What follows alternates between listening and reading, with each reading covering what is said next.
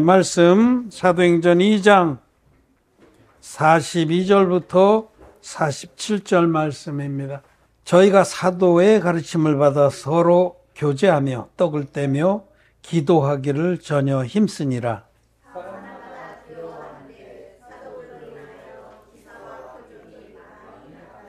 믿는 사람이 다 함께 있어 모든 물건을 서로 통용하고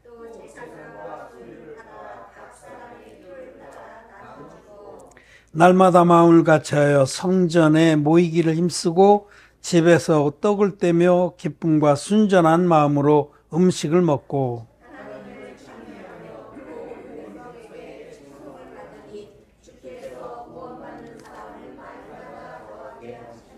아멘. 네, 성도 여러분 안녕하십니까? 네, 온라인으로 함께 예배를 드린 우리 하나님의 교회의 성도들, 의인들, 흩어진 하나님 자녀들 반갑습니다. 사랑합니다. 오늘은 사도행전 2장의 초대교회 공동체의 아름다움에 대해서 읽었습니다. 초대교회가 오순절날 성령 강림에 의해서 초대교회가 섰습니다. 그 앞에 말씀을 보면 그 유대인들의 명절 초실절이죠. 초실절 6월절로부터 7 안식일을 계수하고 맞는 그 명절입니다. 그래서 7 안식일이니까 7749 그리고 맞는 날이니까 50일째 되는 날에 그래서 오순이에요. 오순. 순이라는 건 열흘 순자거든요. 오순절. 이스라엘 백성들에게 3대 명절 중에 하나입니다.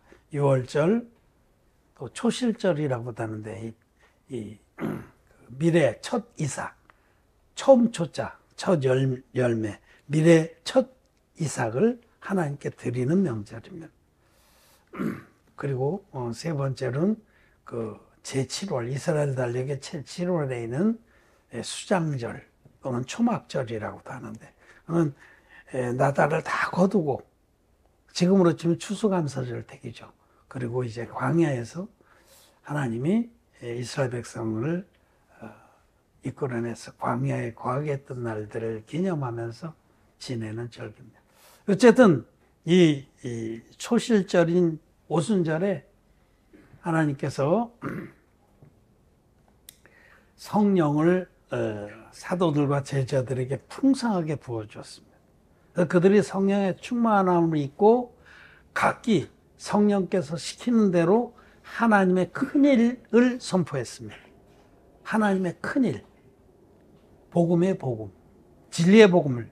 근데 오순절이어서 유대인들이 지중해 연안에 흩어져 살던 유대인들이 예루살렘에 명절을 지내러 예배드리러 많이 와 있었는데 그들은 유대인들이지만 오랫동안 몇 대에 걸쳐서 이방 땅에 가서 살면서 모국어를 잊어버렸어요.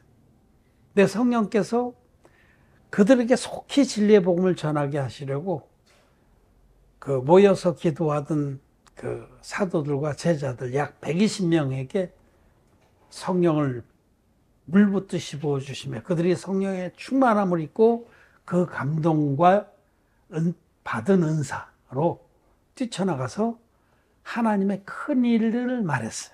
하나님의 큰 일. 예수 그리스도를 통해서 모든 영혼들을 다 죄에서 구원하셨다는 그 복음을 외친 겁니다. 그러자 그들이 돌이켰어요. 우리가 정말 헛된 길로 지금까지 살았다. 잘못된 믿음으로 살았다 하고 사도들을 붙잡고 형제 우리가 어찌할꼬 그러자 사도 베드로가 나서서 너희가 각각 회개하여 돌이켜라. 잘못된 길에서 돌이켜라. 잘못된 믿음의 길에서 돌이켜라. 돌이켜서 예수 그리스도 이름 안에 있는 진리의 복음으로 죄의 사함을 받고 세례를 받고는 죄 씻김을 받는다는 예수 그리스도 이름이 복음입니다. 복음으로 죄 씻김을 받고 성령을 선물로 받아라. 죄 사함을 받은 자만이 성령을 선물로 받습니다. 성령은 하나님이시기 때문에 절대로 죄가 있는 자의 마음에 임하시지 않습니다. 거룩한 하나님, 성령, 거룩한 영이시기 때문에 그래서 죄 사함을 받으라. 그리하면 성령을 선물로 받으리니. 우리가 오늘 읽은 말씀 바로 앞에 사도행전 2장 38절 말씀입니다. 베드로가 가로되 너희가 회개하여 각각 예수 그리스도의 이름으로 세례를 받고 죄 사함을 얻으라. 그리하면 성령을 선물로 받으리니. 그 예수 그리스도의 이름으로 세례를 받고는 예수 그리스도의 이름 안에 있는 진리의 복음으로 죄 씻음을 받고, 세례는 씻긴다, 장사 지낸다, 그런 뜻도 있죠. 물론 더 깊이 들어가면은 세례는 안수의 방법으로 하는 것이기 때문에 죄가 넘어간다, 이런 뜻이 명백한 겁니다. 아까 이 책을 주시기 잘했네. 예수님이 받으신 세례는 구약의 대속죄일 날 드렸던 그 대속죄 제사의 본편입니다. 이 대속죄일 날 제사가 예고편, 그림자입니다. 율법에 속한 이 제사는 장차 오는 좋은 일의 그림자다. 대제사장이 아사셀 염소, 희생 염소의 머리 안수해서 이스라엘 백성의 1년 죄를 단번에 넘겼듯이 대제사장 아론의 후손이고 전 인류의 대표적인 세례요한이 예수님 어린 양으로 오신 예수님 머리의 안수의 방법으로 요단강에서 베푼 세례. 그 세례는 인류의 죄가 단번에 예수님께 넘어간 세례입니다. 이제 그런 이제 예수님의 세례는 이제 또 다른 측면의 말씀이고, 여기서는 예수 그리스도 이름으로 세례를 받고, 이것은 예수님의 복음, 진리의 복음을 믿어서 물과 피로 임하신 예수님의 복음.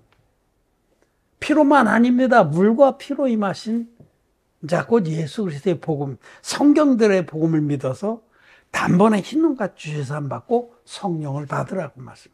성령은 죄사함 받은 의인들만 받는 겁니다. 기독죄인들은 죽었다 깨라도 성령을 못 받습니다. 하나님 진리의 말씀으로 볼 때.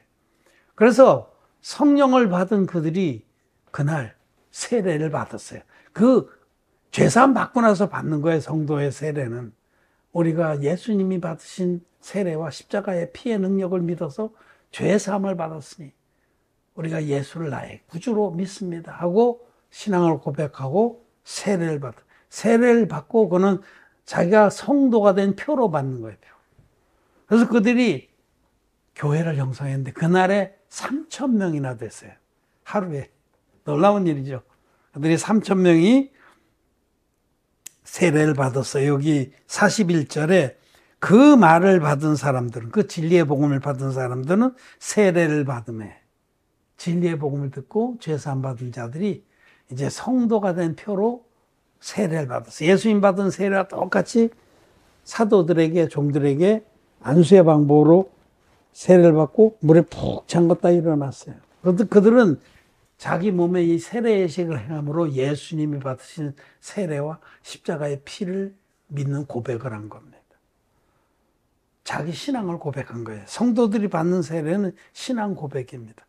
그들이 그 세례 예식으로 신앙 고백하라고 하나님의 교회의 일원이 됐는데 3,000명이나 일어났습니다. 그러고 나서 이제 그들은 한마음 한뜻으로 하나님 교회와 연합해서 예배를 드리고 또 서로 음식을 나누면서 복음을 지키고 복음을 전하는데 전무했습니다. 그것을 위해서 그들의 삶이 드려졌어요. 그래서 이 초대교회가 형성됐는데 정말 그들이 자기의 것을 내어서 서로 나누고 또 위로하고 서로 감싸고 사랑하기를 하는 것이 너무 아름다운 공동체였습니다. 이것을 초대교회 공동체라고 합니다. 그래서 사람들이, 믿지 않는 자들이 그들을 보고 칭송이 자자했어요. 여기 그 사도행전 2장 47절에 하나님을 찬미하며 또 온 백성의 칭송을 받으니, 백성들이 칭송했습니다.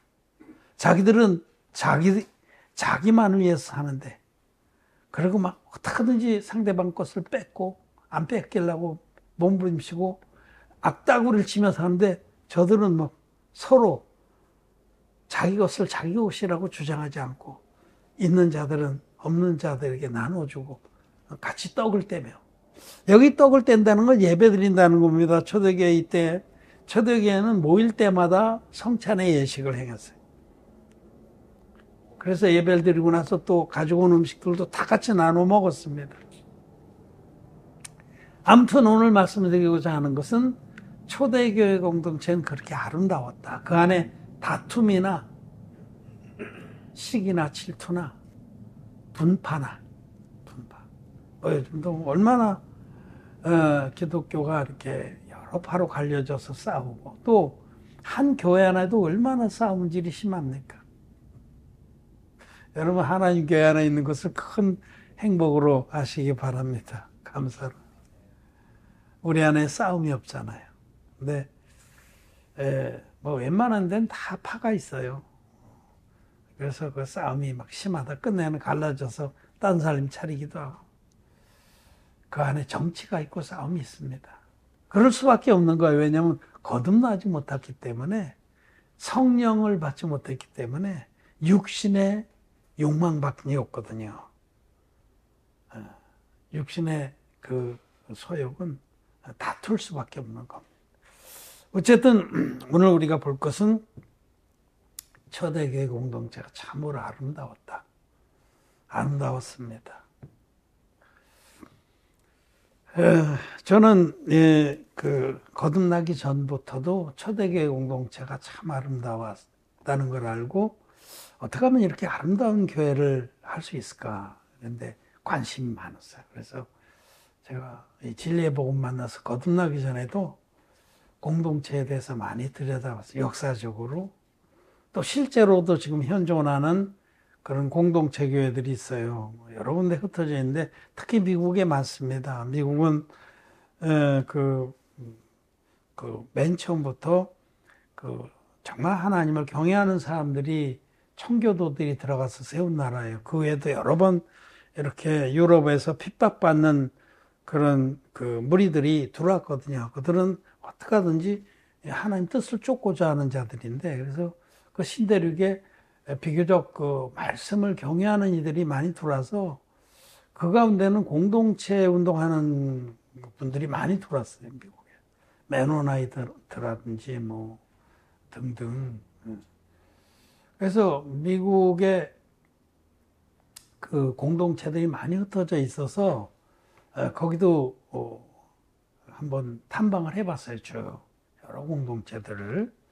뭐 현대적인 공동체들이 나는 아직도 그 옛날 방식 17세기, 18세기 방식대로 고수하는 그런 공동체들 가보고 그들하고 교제도 해보고 아주 공동체성이 강한 데부터 아주 얕은 데까지 이렇게 많이 여러 군데를 가봤습니다. 그런데 또 우리 보면 교회사를 통해서 보면 초대교회가 저물어가고 이 진리의 복음이 빨리 오염됐습니다. 여러분 순수한 건 빨리 오염돼요. 순수한 건 그렇잖아요. 순수한 건 빨리 오염됩니다. 그래서 사실은 정말 초대교회 그 사도들이 이 주님의 사도들이 죽고 나서 그 속사도 시대부터 이미 복음이 변질되기 시작. 사도들이 살아있을 때도 복음이 얼마나 변질됐어요. 얼마나 많은 그런 이단들이 교회를 흔들었습니까? 계시록에 보면 7교회들 하나같이 빌라델피아 교회 빼놓고 하나같이 처음 사랑을 잃어버리잖아요. 그래서 그 복음이 변질되고 나서부터 그들은 이런 그 말씀 안에 있는 아름다운 공동체를 지향하지만은 불가능한 거예요. 이 공동체, 아름다운 교회 공동체, 이거는 거듭나지 않으면 불가능한 겁니다. 거듭난 의인들만 가능한 거예요.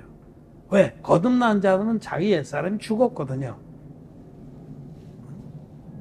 진리의 복음, 물과 피와 성령이 합하여 하나인 이 복음을 성경대로 복음 믿는 그런 성도들, 거듭난 의인들은 자기 옛사람이 죽었습니다. 말씀으로 확신합니다. 내가 그리스도와 함께 십자가에 못 박혔나니 그 비밀을 아는 자들이에요. 그래서 자기의 옛사람이 죽었기 때문에 공동체가 가능한 거예요. 근데 자기 옛사람이 죽지 않고는 공동체가 불가능한 겁니다. 흉내는 내보려고 그러지만 점점 불가능하다는 걸 알게 되고 불가능한 부분들을 제도로서 억압을 하게 되는 거예요. 그게 바로 수도원 공동체예요. 그리고 이 초대교회 진리의 복음이 사라지고 나서 나타난 게 공동체 운동인데, 그때에 그 여러 수도원들이 일어나기 시작했습니다. 그 시도원들의 그 시발점이 됐던 그런 사람 중에 하나가 그 사이몬 더 스타일라이트라고, 주상고행자 사이몬이라는 사람. 그런 사람들 밑에 제자들이 모여서 공동체를 형성했거든요. 그들은 진리의 복음을 잃어버리고 나서 결국은 그 성화 노선으로 가게 되는 거예요. 죄를 안 지으려고 어떻게 하든지 공동체를 형성해서 담을 높이 쌓기 시작해서 세상과 분리되고, 그 다음에 그 안에도 또 그 안에 여러 가지 악다구리 나고 불법이 행해지고 그러니까 엄격한 규제들이 생기게 된 거예요. 수원들의 규율이 굉장히 엄격합니다. 징벌도 세고, 독방에 갇히기도 하고, 매질을 당하기도 하고, 내쫓기기도 하고. 그거는 아닙니다. 그 공동체는 오직 거듭난 의인들만 할 수 있는 거예요. 성령의 능력으로. 두 가지 조건이 있어요. 공동체는 거듭난 의인들이 이 초대교회 공동체와 같이 아름다운 공동체 교회를 형성할 수 있고, 이 공동체에는 반드시 복음을 지향해야 됩니다. 이 둘 중에 하나라도 핀트가 안 맞으면 그건 불가능한 겁니다. 거듭난 의인들만이 초대교회 공동체 같은 아름다운 공동체 형성할 수 있고, 또 교회 공동체는 분명히 지향이 있어야 돼요. 그게 자기들끼리 잘 먹고 잘 살고 저기 불쌍한 사람 돌보고 자기 의를 세우고 아닙니다. 교회 공동체가 존재하는 이유는 진리의 복음을 지키고 전한다는 거예요. 그러면 이 사도행전 2장에 기록되어 있는 이 초대교회 아름다운 공동체가 그때만 필요하고 지금은 아니냐. 이거는 박물관에 들어가야 될 그런 화석 같은 그런 교회냐 존재냐. 아닙니다. 사실은 하나님 말씀은 어제나 오늘이라 동일한 겁니다. 이 초대교회 공동체의 아름다움은 오늘도 여전히 우리에게 제시가 되는 거예요. 우리도 이 초대교회 공동체를 지향하는 겁니다. 즉 우리 안에 서로 사랑하고 지극히 사랑하고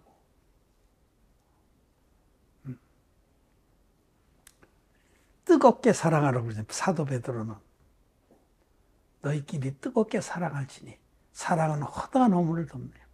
뜨겁게 사랑하는 그 사랑은 그 영적인 사랑입니다. 하나님의 진리의 사랑, 하나님이 우리에게 주신 그 어떠한 사랑, 보라고 어떠한 사랑을 우리에게 주사 하나님의 자녀라 일컬음 얻게 되시오. 그 사랑 안에는 물론 육신적인 물질적인 사랑도 포함돼요.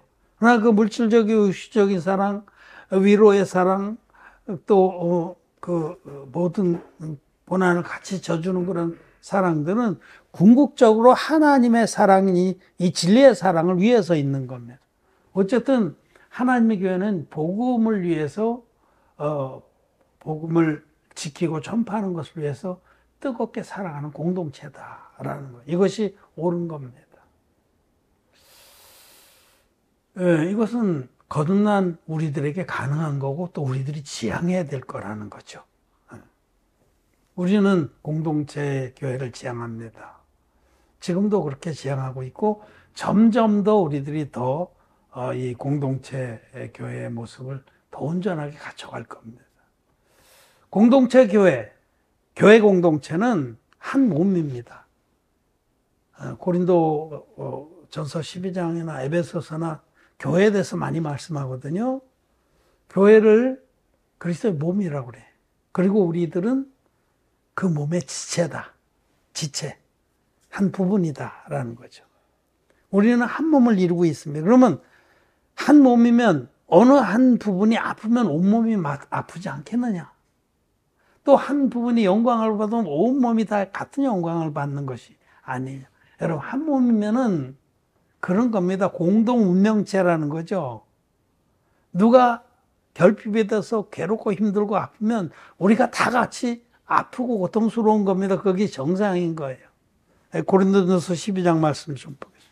25절, 26절, 27절 몸 가운데서 분쟁이 없고 오직 여러 지체가 서로 같이 하여 돌아보게 하셨으니 만일 한 지체가 고통을 받으면 모든 지체도 함께 고통을 받고 한 지체가 영광을 얻으면 모든 지체도 함께 즐거워하나니 너희는 그리스도의 몸이요 지체의 각 부분이라. 아멘. 우리는 한 몸의 지체들이고 고통도 영광도 같이 하는 겁니다.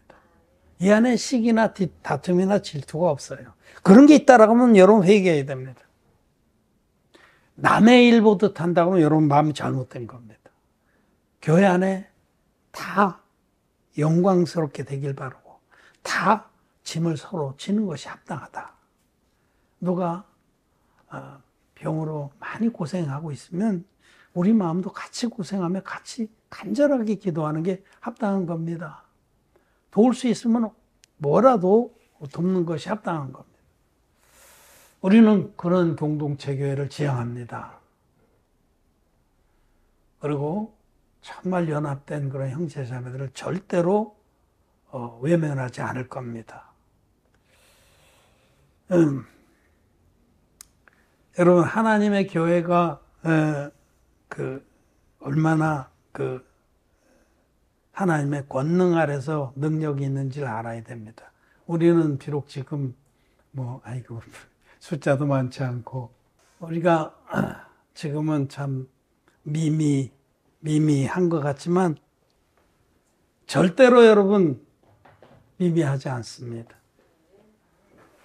저는 믿습니다. 왜냐하면 우리에게 성경대로의 복음, 진리의 복음을 하나님께서 맡기셨기 때문에 우리는 지금 미약하지만은 아주 창대하게 일었을 겁니다. 하나님 교회가 상상도 할 수 없을 정도로 창대하게 일었을 겁니다. 우리 모든 성도들을 다 품고 함께 이 복음을 위해서 일할 수 있는 그런 날이 올 겁니다. 영역도 넓어지고 우리에게 물질도 많이 주시고 일꾼도 많이 주셔서 전 세계를 상대로 이 복음을 여러 각도로 외칠 수 있는 그런 교회로 우뚝 세워주실 겁니다. 여러분, 아브라함을 보세요. 아브라함이 호롤단신으로 갈대아우를 떠나서 약속의 땅에 들어갔는데 아브라함의 나중에 얼마나 창대했어요. 그 주변의 모든 민족들이 다 설설겼습니다. 롯을 찾으러 갈 때 아브라함은 자기 집에서 훈련시킨 318인의 군사와 함께 가서 연합군을 다 깨뜨리고 모든 포로를 잡아오고 모든 그 전리품도 다 가져왔잖아요. 그만큼 창대했어요. 그 주변의 모든 그 나라들이 아브라함을 굉장히 두려워했습니다. 그렇게 될 겁니다.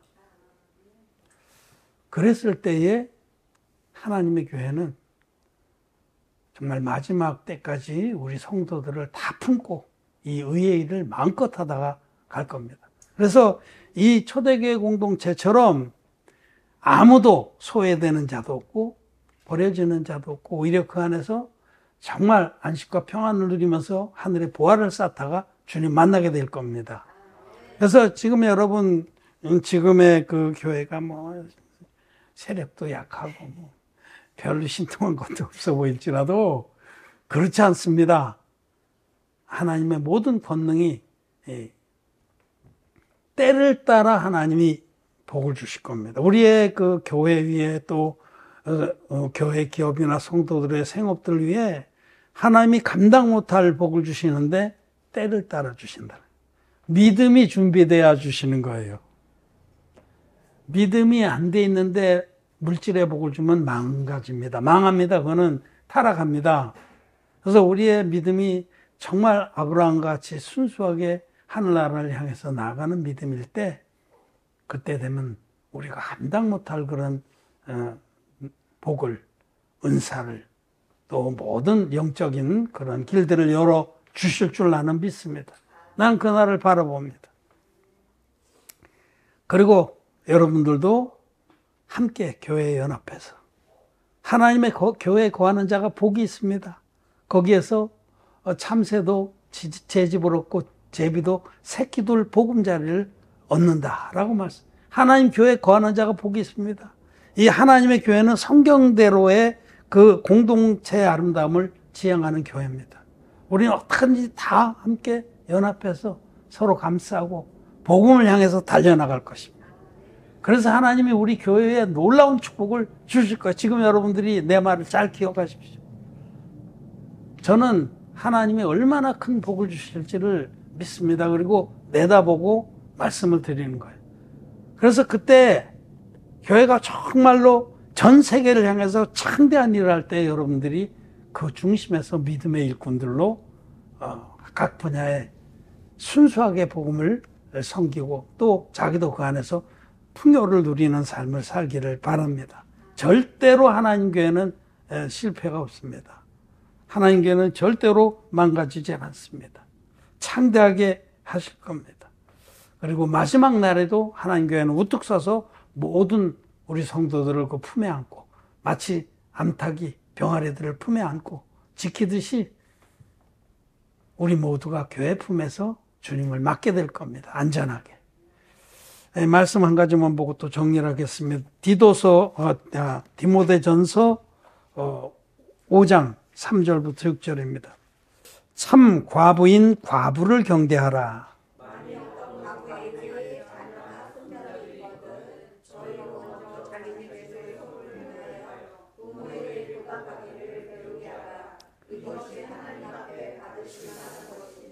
참 과부로서 외로운 자는 하나님께 소망을 두어 주야로 항상 간구와 기도를 하거니와.